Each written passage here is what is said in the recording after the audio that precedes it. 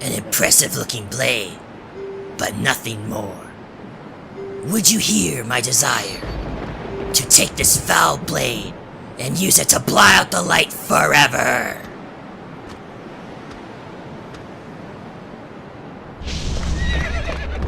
This is it.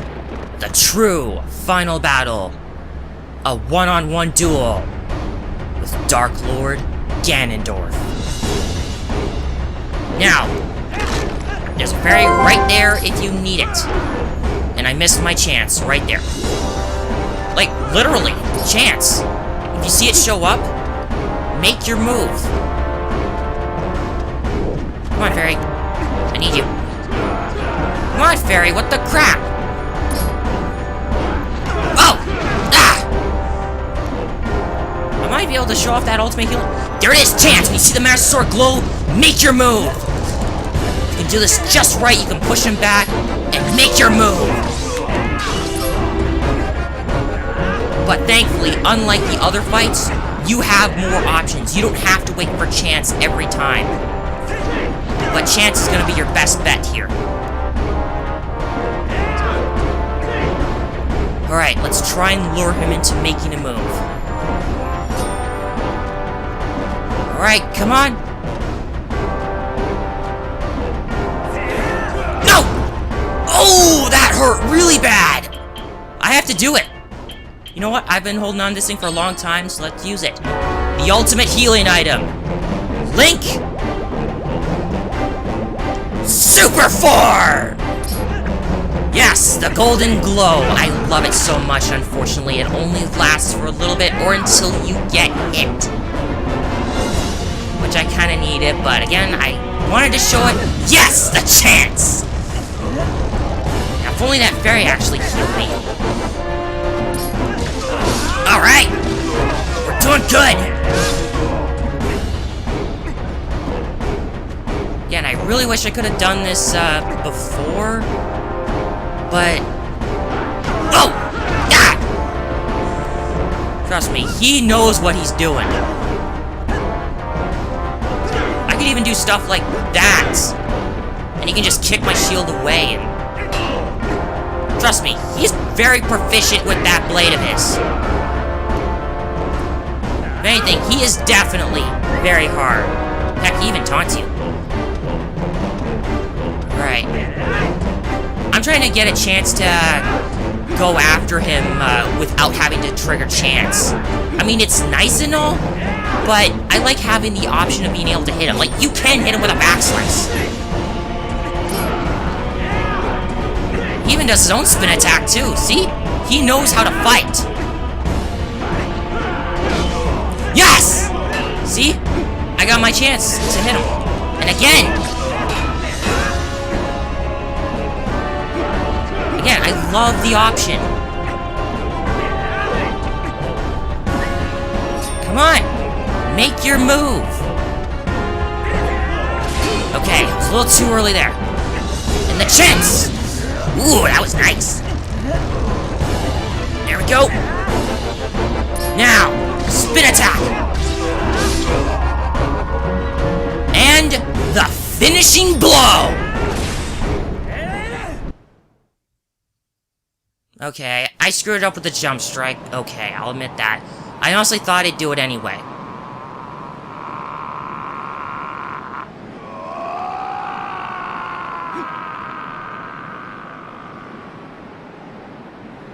But that is it. Ganondorf has been defeated.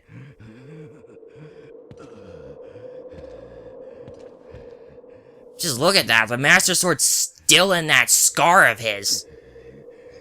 Do not think this ends here. The history of light and shadow be written in blood.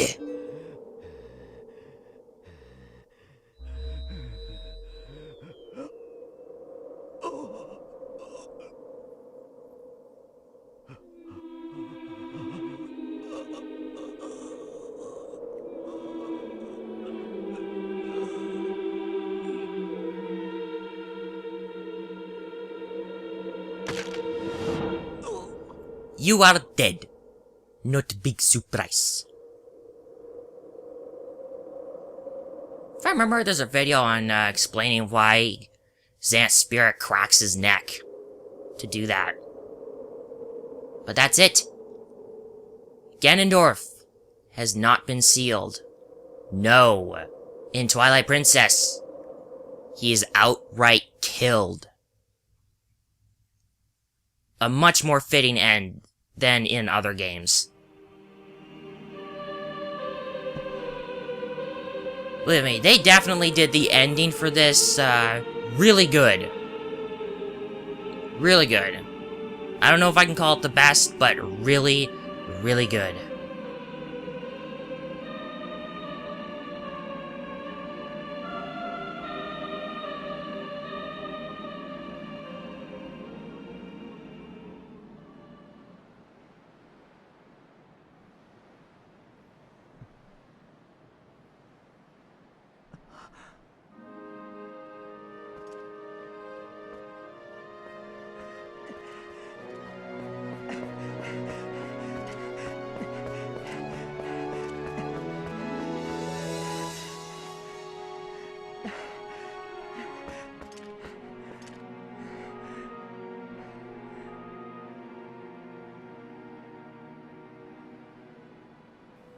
And everyone?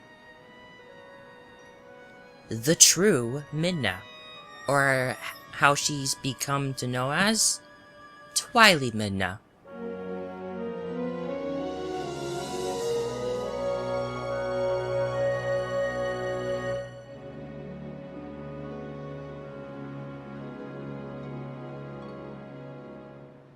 Crystal again. World hacker repair. Beautiful rebuild space. Hot for repairs.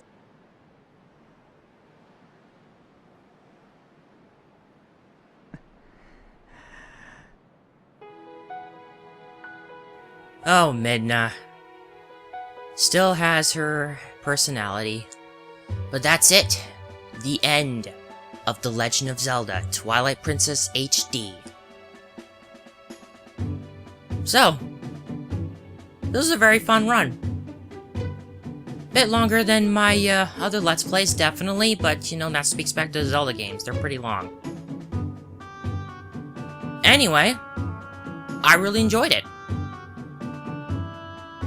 So, I've got stuff to say about the game, and not just the game, but the game as a whole and the HD remake alone. So, starting off with the game as a whole, the direction they took it in. Making a more realistic looking Hyrule, characters, enemies, dungeons, and that. I really think that, I really think they did a good job with that. And I do mean a really good job with that, because I love seeing all these different areas of Hyrule, how they're all, like I said, how they're all different, and how they can somehow be interconnected, and sort of stay true to a lot of the themes that Zelda has. I really think they did an outstanding job with it. A lot of the characters out there, enemies that... You have a really, really fleshed out Hyrule here in this game. And soon we're gonna get an even more fleshed out Hyrule in Breath of the Wild, which is gonna be 12 times bigger than this Hyrule. Although I have to wait and see about how that game goes when I get it. But actually trying to make a more realistic approach and have the whole, what if these kinds of characters existed? What would they look like in real life? And that's what they were going here, and I definitely believe that what they did here was an outstanding job. I really do mean it. Going to all the different places in here, all the different options you have for exploring, I love it. I think it was definitely a breath of fresh air as well. Like, it wasn't just like following regular well, sort of was following regular Zelda formula. I don't know why I'm stuttering there. But again, I really think that they definitely did a lot better with the realistic approach here. Also, this scene is just... I love it. Colin, he's got a makeshift shield, he's got the Ordon sword, and he's actually holding on to them. Similar to Link, yeah, but it shows that Colin really had character growth.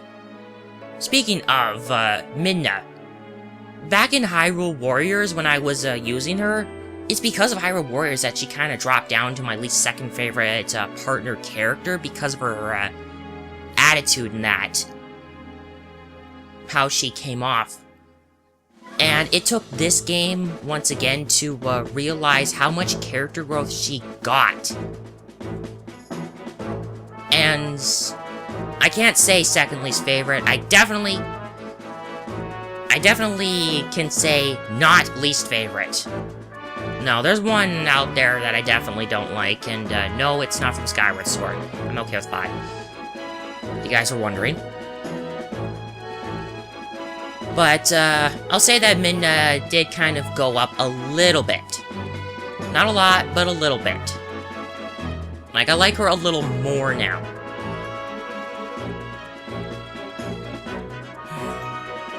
It's hard to put all these into words, okay? I'm not too good with reviews, alright? So bear with me on this. But I love what they tried to do with all the different dungeon items. The bosses were definitely a plus.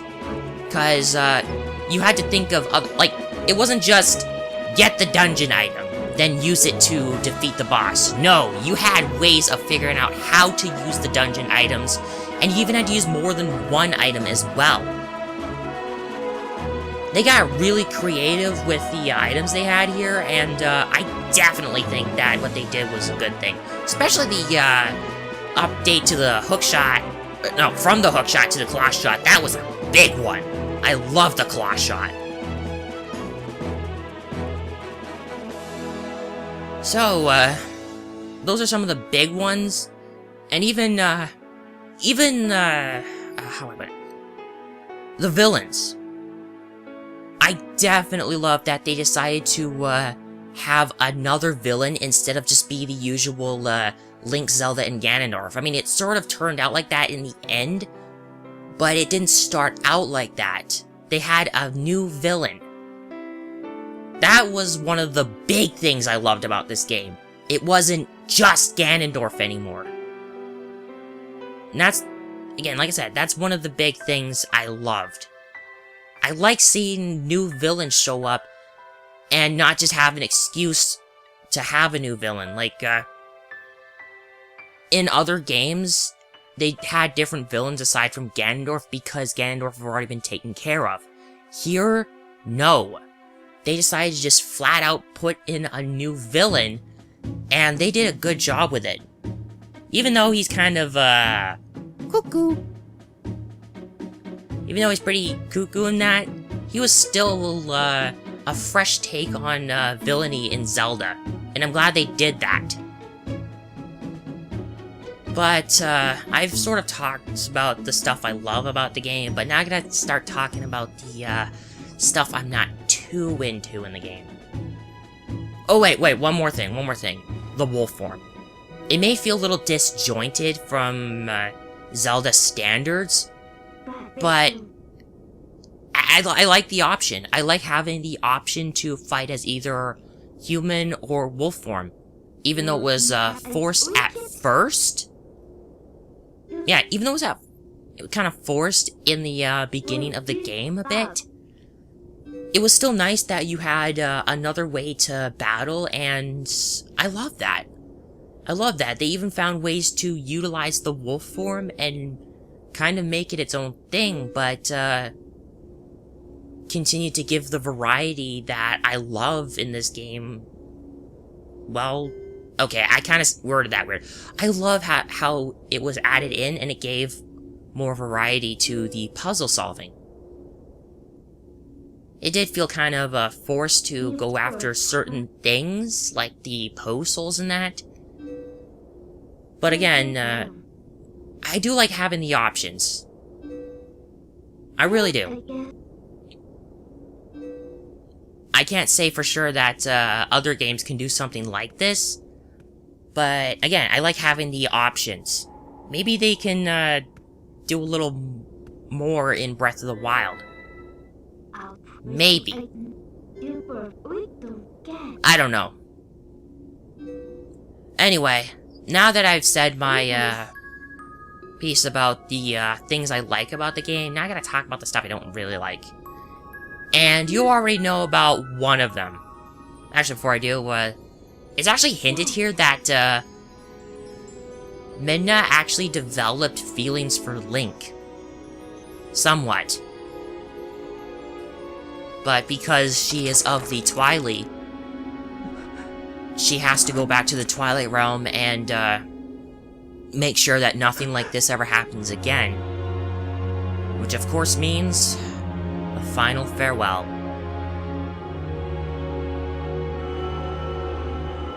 It's kinda too bad though, cause I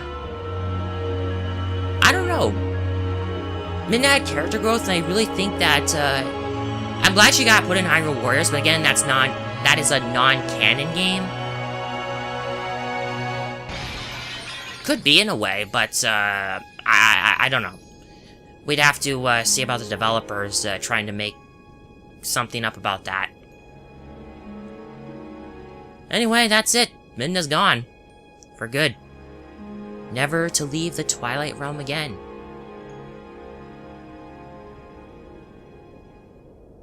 So, back to my review. Now I gotta talk about the points I don't really like. You already know of the big one. The one element in the story that was just made as a mention. And that was the Triforce. The game practically made it so the Triforce was not... It was like barely even a plot element. I have a little more understanding of it now because of the theories in that, the timeline. But I gotta say that if they didn't make an official timeline about this, then I would definitely think just including the Triforce as being a backstory element that doesn't even relate to the overall plot of the game itself. Yeah, I don't like that. I really don't like that. And there wasn't like any excuse to kind of phase out the Triforce in any way in this game because like I said, like with Zant, it was a fresh take. How he was a fresh take on that. And then of course Ganondorf, but they didn't have any excuses to exclude Ganondorf in any way. Not that I didn't mind it much, but again, just they didn't have an excuse to phase out Ganondorf, but that was okay. But I didn't like that they didn't have an excuse to practically phase out the Triforce. Unless, like, well, okay, I'm starting to mix my words up a little bit. What I'm trying to say is, if the Triforce is part of the story, it should actually have more of a role than just being backstory. I just don't like that. I mean, the Triforce is one of the big things about Hyrule, period. So it's either not in the game, or it's in the game and part of the story. And that's what I think it should be. Of course, another thing that I don't really like is, again, sometimes your options are limited to just, you have to do it in a specific way in order to take care of a certain puzzle, enemy, or something. I don't like that. Like, again, I love having the options, but I hate it when they force it to just do this one thing. That can sort of be a hit or miss. I think it's more of a miss to me. And one other thing is, while I do like that there's a more fleshed out Hyrule, some of the areas of the game feel a little disjointed. Like, it doesn't flow properly. I really don't know how to explain it, but some of the areas just feel like a little, just slapped in there. Like, the Gerudo Desert, definitely. That feels a little slapped in there because all you do is you just, take a cannon from the lake, which is right beside it, and you go to the desert. Also, rest in peace, Mr. Iwata. I had to say that, okay? Also, those statues, I definitely do not like them. And of course, I have sort of said this before, if the story, like, the game was its own game and not a Zelda game, the story would probably be phenomenal. Like, it would fit a lot better. That's what I think. Now, as for Twilight Princess HD, and not just the game as a whole, it was nice to be able to revisit the game and have it available to everyone again. The big thing I don't like is that it was hinted in one version of the game that there was supposed to be actual Wii controls. We don't have Wii controls in this game, and that sucks majorly, because I was really looking forward to that. I honestly think that the Wii controls were the superior controls, and that the Wii version was the superior version overall. This one, I don't know. GameCube one, I don't know. But one thing I do like about the HD remake is it gives both those who are proficient in the GameCube version a chance to play the game again, and those proficient in the Wii version to play the game through Hero Mode the way they experienced it. So it has something for everyone. And for those who are proficient in the GameCube version, Hero Mode is a great challenge. I definitely love that. The texture upgrades, though, it's sort of nice, but I think that they should have worked with the polygons as well, instead of just making it a texture upgrade. And then, of course, some other tweaks as well. They didn't really need tweaking. They were perfect as they were. And that's it for The Legend of Zelda Twilight Princess HD. So, for the last time for this Let's Play, excluding bonus content, thank you all for watching. If you like this video, please give it a like. If you wish to follow along with some other Let's Plays, click the top right box to subscribe. Any concerns come up, I'll let you guys know my Twitter. Additional info in the lower left box in the video, and down in the description below. This has been Matt the Speedstar, and I'll see you guys next time when we run through another Let's Play.